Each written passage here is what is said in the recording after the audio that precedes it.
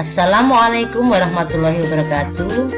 Bapak dan Ibu guru hebat, berjumpa lagi dengan saya Dwi Ristiani, Sarjana Pendidikan Anak Usia Dini, calon guru penggerak Angkatan 6 Kabupaten Gunung Kidul dalam tugas koneksi antar materi, kesimpulan dan refleksi modul 1.1.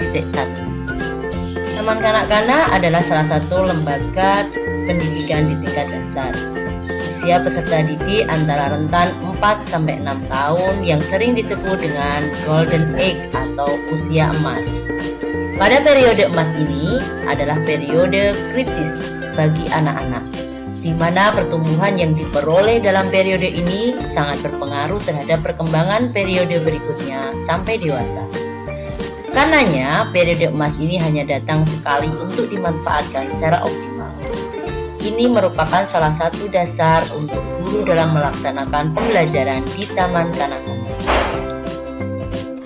Belajar dan pembelajaran. Definisi belajar. Belajar adalah proses interaksi terhadap semua situasi yang ada di sekitar individu. Belajar dapat dipandang sebagai proses yang diarahkan kepada tujuan dan proses berbuat melalui berbagai pengalaman. Sedangkan pengertian pembelajaran adalah proses interaksi peserta didik dengan pendidik dan sumber belajar pada suatu lingkungan belajar. Pembelajaran merupakan bantuan yang diberikan pendidik agar dapat terjadi proses pemerolehan ilmu dan pengetahuan, penguasaan kemahiran dan tabiat, serta pembentukan sikap dan kepercayaan pada peserta didik. Sedangkan konsep dasar pembelajaran adalah dalam pembelajaran, guru mempunyai tugas-tugas pokok, antara lain bahwa ia harus mampu dan cakap merencanakan, melaksanakan, mengevaluasi, dan membimbing dalam kegiatan pembelajaran.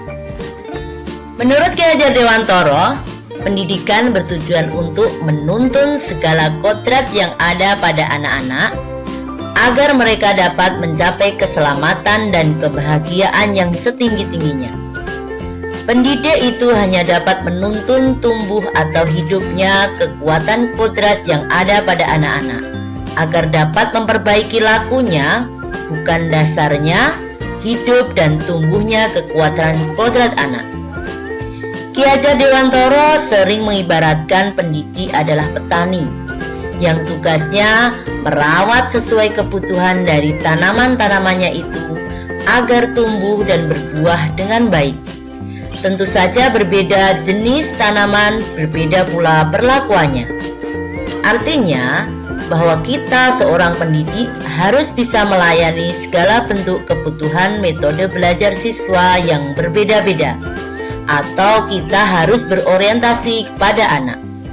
Kita harus bisa memberikan kebebasan kepada anak untuk mengembangkan ide, berpikir kreatif, mengembangkan bakat atau minat. Tapi kebebasan itu bukan berarti kebebasan mutlak.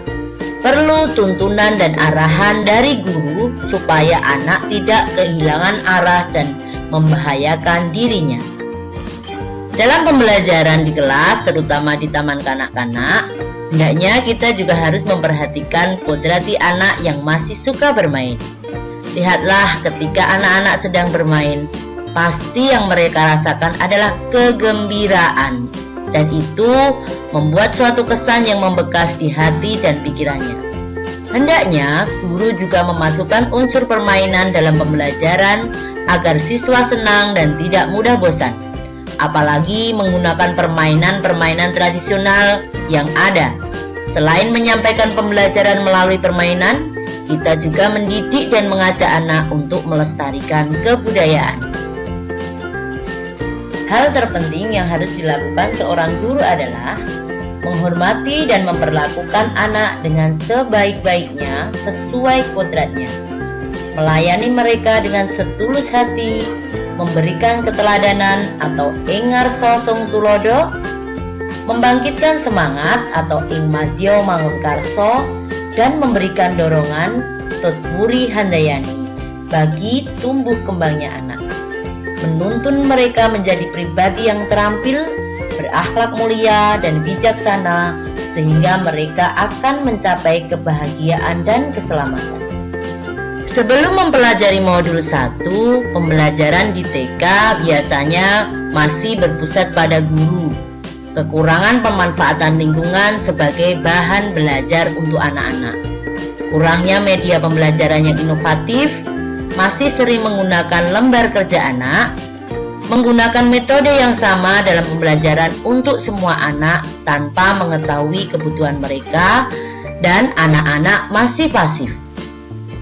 Setelah mempelajari dan memahami tentang filosofi pemikiran Ki Hajar Dewantoro tentang pendidikan, maka guru harus mencari solusi untuk dapat menuntun dan mengarahkan anak sesuai dengan kodratnya, sehingga pembelajaran di kelas sesuai dengan kebutuhan anak.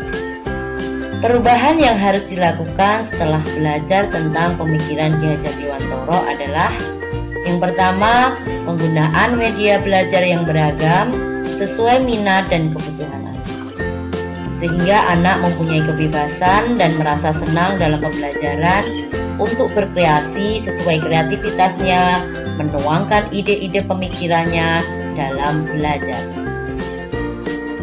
Yang kedua yaitu pemanfaatan lingkungan sebagai sumber belajar.